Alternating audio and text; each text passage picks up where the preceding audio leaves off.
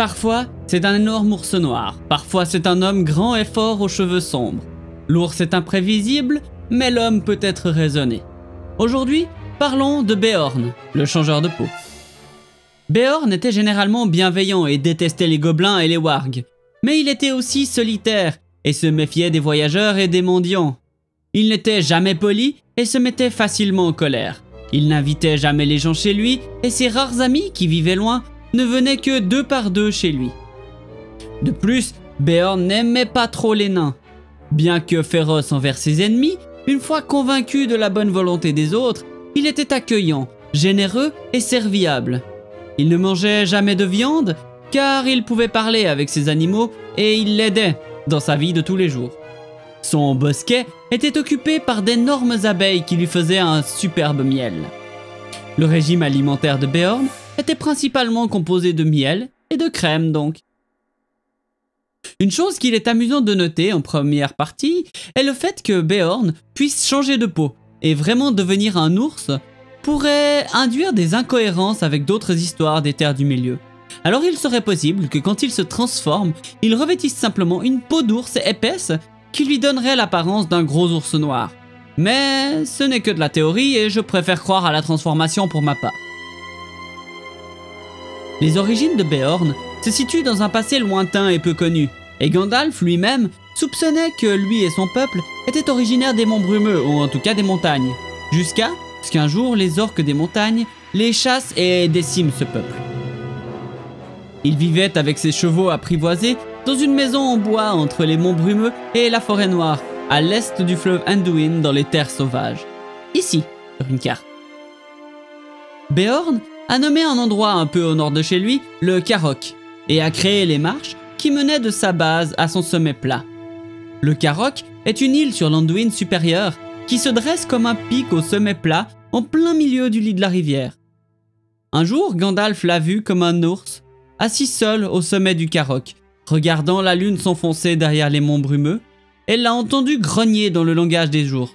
« Un jour viendra où ils périront et où je reviendrai. » Si Gandalf le connaissait de vue et de nom, Beorn ne connaissait pas du tout Gandalf, mais il connaissait un autre membre de l'ordre des Istari, Radagast le Brun, qui vivait non loin de chez Beorn, à Rhosgobel.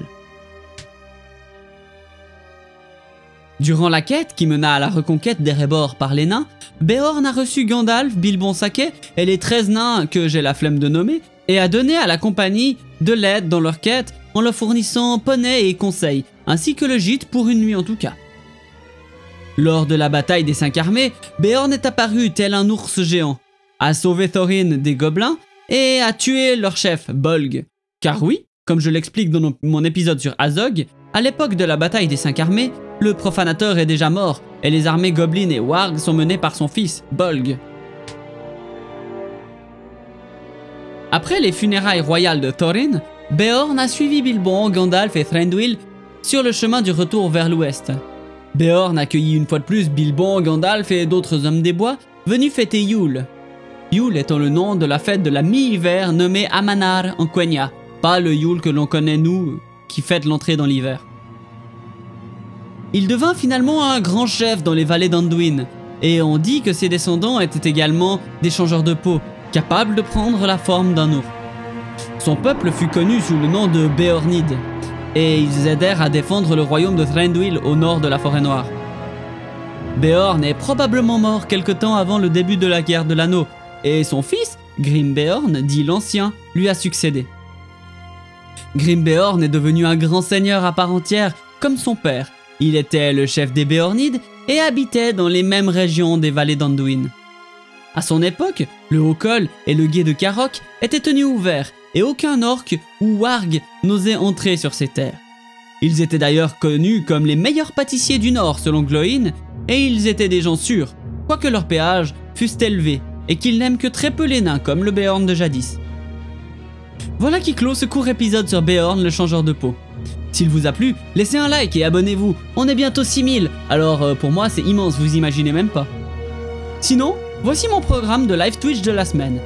Mardi, vous retrouverez du Rocket League avec l'annonce d'un tournoi à 19h30. Plus d'infos sur le live concernant le tournoi. Mercredi, on continuera la découverte de Dark Souls 2 à 20 h. Et jeudi, un événement fantastique, un Fight for Sub sur Bataille pour la Terre du Milieu 2, organisé par Elrohir. Et avec quelques beaux noms du streaming francophone, la vidéo d'introduction sera disponible bientôt sur ma chaîne et toutes les informations vous seront communiquées via cette vidéo.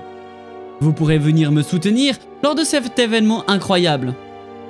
Si tout mon travail vous en semble digne, vous pouvez me soutenir sur Tipeee par un don généreux ou tout simplement en partageant mon travail autour de vous. Je vous souhaite à tous et à toutes une très bonne semaine et je vous dis à bientôt en Terre du Milieu. Ciao!